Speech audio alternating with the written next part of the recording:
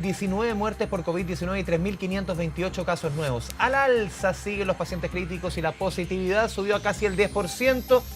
Para hablar de este tema, otros de la contingencia, nos acompaña Gabriel Cavada, profesor del programa de epidemiología de la Escuela de Salud Pública de la Universidad de Chile. Doctor Cavada, ¿cómo le va? Muy buenas tardes. Muy buenas tardes, don Andrea. Un gusto estar con usted nuevamente. Igualmente, doctor. A ver, lo hemos conversado muchas veces, se cruza, sobre todo en estos días, lo político con lo sanitario. ¿Cómo ve usted esta extensión del estado de excepción desde lo sanitario, obviamente? Mire, desde lo sanitario parecería ser una medida bastante ortodoxa, pero sin embargo parece justificable, porque le da algunas herramientas a la autoridad sanitaria para poder restringir fundamentalmente libertades de reunión, donde sabemos que el contagio es mucho más propicio y mucho más alto. Por ejemplo, en reuniones sociales masivas, en espacios cerrados, etcétera, etcétera. Así que desde ese punto de vista me parece que es una herramienta que le da algún margen de acción a la autoridad sanitaria. Doctor, insisto en el tema político cruzado con lo sanitario, no es que lo quiera poner contra las cuerdas. También hay varios temas. Por ejemplo, recién lo escuchamos desde el Congreso, esto de la votación en 2 días, 10 y 11 de abril. Recordemos que es una votación muy especial la del próximo 11 de abril. Son 4 votos. Son votos por concejales, por alcaldes, por gobernadores, por constituyentes. También desde lo sanitario, ¿a usted le hace sentido que sean 2 días, no uno, en esta elección en particular? Y también cruzado con el nivel de contagio que hemos visto en los últimos días. Me hace sentido porque, habría dos formas de abordarlo. Si usted quiere una elección en un solo día, tendría que por lo menos duplicar la cantidad de lugares de votación, porque yo entendería que el fin de la medida es que la afluencia de público fuera más suave, menos público incidente en los lugares de votación. Por lo tanto, uno tendería a pensar que hacerlo en 2 días, la afluencia público por día, ¿no es cierto?, podría partir a la mitad. Sin embargo, si uno quisiera una postura más tradicional republicana, de haberlo hecho en un día, tendríamos que haber duplicado los lugares de votación, de modo de tener, digamos, esta afluencia disminuida.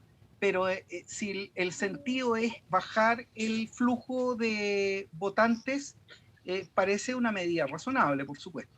Doctor, ¿cómo ha visto usted el aumento de casos durante el último tiempo, las medidas que ha tomado la autoridad ya, las cuarentenas que se decretan en ciudades importantes como Valparaíso, como Coquimbo, como La Serena? ¿Cómo ve usted el actual escenario si lo comparamos con el primer gran brote del mes de junio?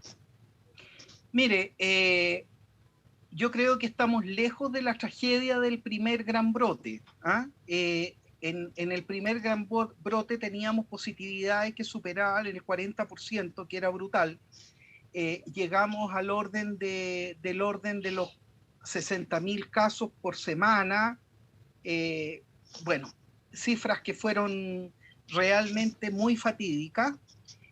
Sin embargo, si nos remitimos un poco a la experiencia que miramos la última semana de febrero última semana de enero, primera de febrero, que fue el pic del brote que empezamos a mirar a partir de primeros de diciembre, creíamos que este brote iba a ceder. Sin embargo, tuvo una muy leve baja en un periodo muy corto y actualmente hemos recuperado el mismo nivel de contagio que tuvimos la semana esta de finales de enero, principios de febrero, e incluso estamos superando esa cantidad de contagios y todavía no tenemos perspectiva de que llegue al alza este nuevo pic. No estamos cerca de este nuevo pic.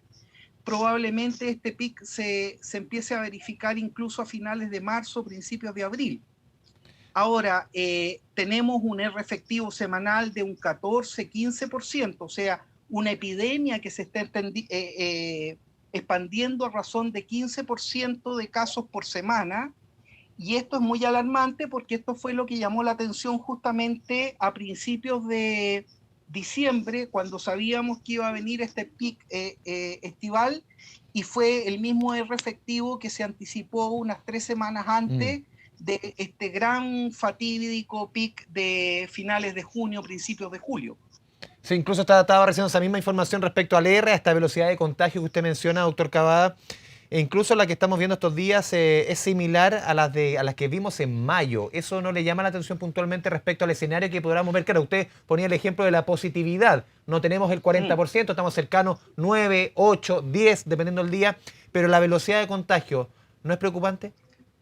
La velocidad de contagio es la misma, lo que Ya. pasa es que la cantidad basal de casos ahora es un poco menor que lo que teníamos en mayo. Ya. ¿Tiene que Ahora, ver la primera vacuna, perdón, doctor? ¿Tiene que ver con que se ha vacunado por lo menos con la primera dosis a buena parte o casi más de 4 millones de personas, población de riesgo?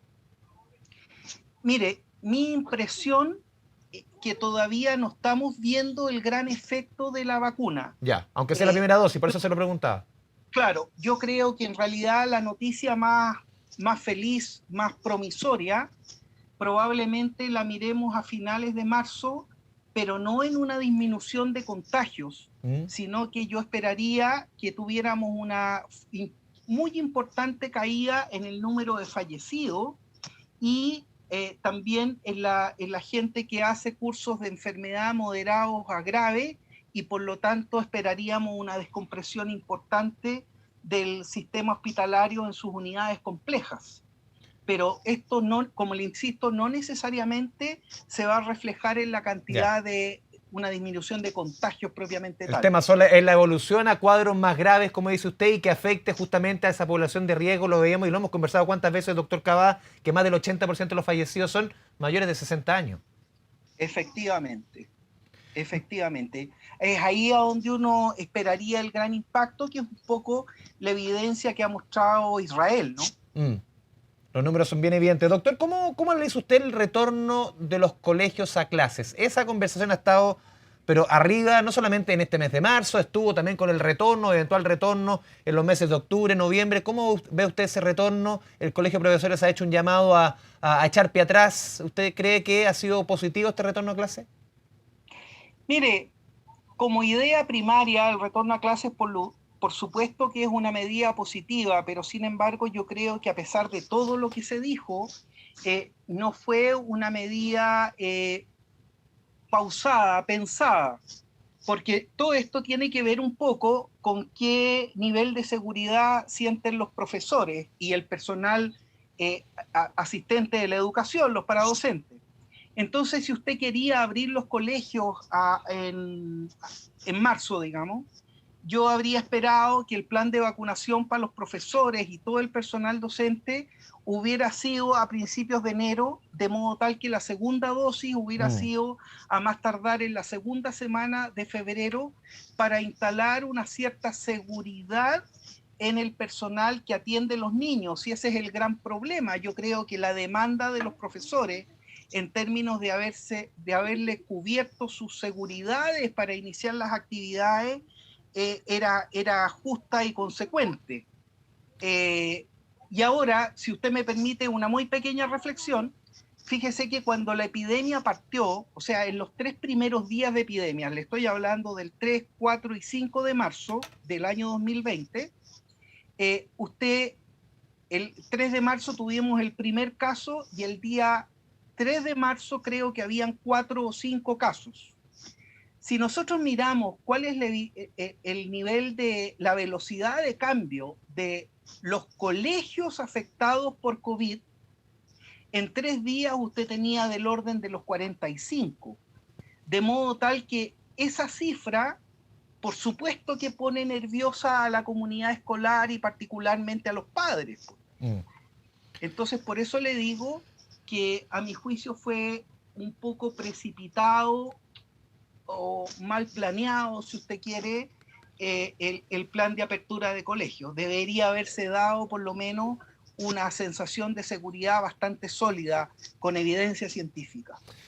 Doctor Cavada, ayer conversábamos en este mismo espacio con el doctor Sebastián Ugarte, quien criticaba dentro de estas fases, de estos cambios del paso a paso, en este momento que estamos con una fase 2 que se parece mucho, por ejemplo, a la fase 4 del inicio de la pandemia. Usted volvía atrás un poco a la historia de lo que era marzo, abril.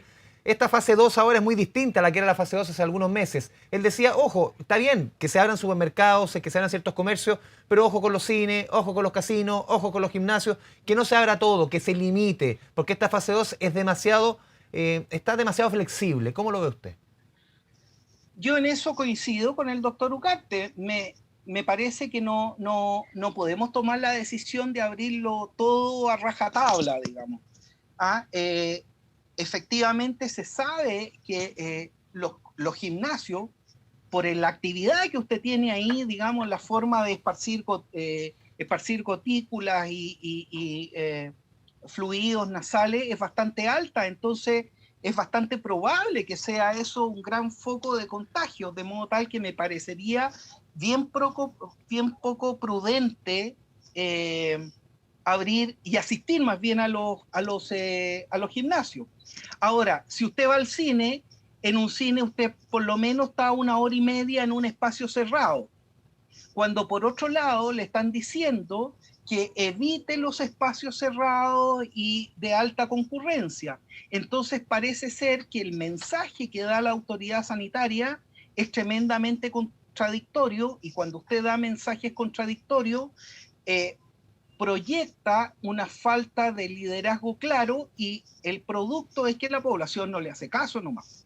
Porque aquí se conjugan varios factores, doctor, usted lo mencionaba, la vacunación, que estamos con nuestro país en muy buen pie a nivel mundial, incluso en cuanto a vacunación, una tremenda noticia, muchos adultos mayores que ya han recibido la segunda dosis, más de 700.000, se cruza con lo que usted dice, muchos locales que pueden abrir, pero ojo, estamos con 5.000, con 4.000 casos, con muchos días con más de 100 fallecidos y las cifras no bajan. Esa comunicación de riesgo como que no solamente ahora, hace mucho tiempo, que no, como que no se ha logrado conjugar, no conjugar bien, ¿no, doctor?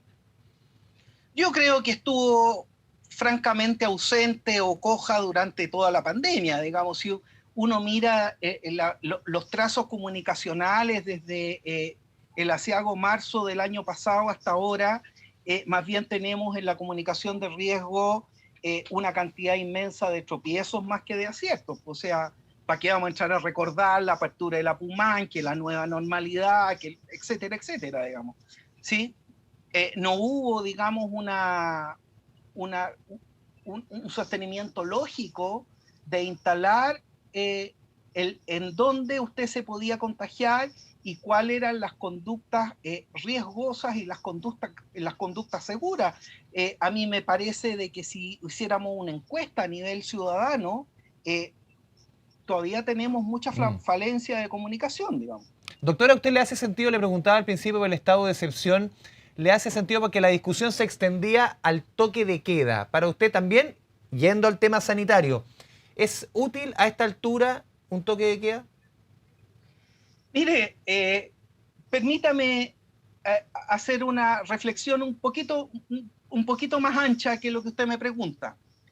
Fíjese que lo que se está viendo, que las cuarentenas cerradas, ¿no es cierto? Lo que vimos hoy día en Serena, lo que vimos hace poco tiempo en Puerto Montt, etcétera, etcétera, no han sido tremendamente eficaces para bajar la cantidad de casos. Incluso en algunas ciudades del sur se dio la paradoja de que mientras usted estaba en cuarentena subían los casos. Sin embargo, sabemos, ¿no es cierto?, que buena parte de los contagios se producen en las reuniones sociales amplias, en espacios cerrados, con mucha gente, etcétera, etcétera. Entonces, tal vez sería bastante razonable pensar que no lo podemos dar todo, ni tampoco lo podemos restringir todo. En ese sentido, fíjese que a mí me parece bastante más razonable terminar con las cuarentenas, propiamente tal, porque ya le digo, la evidencia es que no bajan los casos fuertemente a esta altura, tal vez funcionaron al comienzo de la epidemia, pero sí estaría yo de acuerdo en desincentivar las reuniones sociales, ya sea en restaurantes, discotecas, bares, etcétera, etcétera. Entonces, como le decía, como hay que ceder y también hay que restringir, probablemente habría sido más eficaz mantener un toque de queda e incluso un poquito más largo, en vez de haberlo restringido a las 11 de la noche, haberlo dejado a las 10 de la noche. Esa es mi particular opinión. Doctor Gabriel Cavada, como siempre y hasta altura ya, un amigo de la casa, le agradecemos esta conversación, este espacio con las 24 horas, siempre día a día, la educación respecto a lo que estamos viviendo todos los días, siempre es importante recalcar lo que usted decía, los cuidados, sobre todo en estos tiempos que tendemos a relajarnos. Doctor, muchas gracias. Don Andrés, un placer saludarlo, un gusto. Hasta luego. Chao, chao, que le vaya bien. 5 de la tarde ya con 37 minutos, una nueva pausa.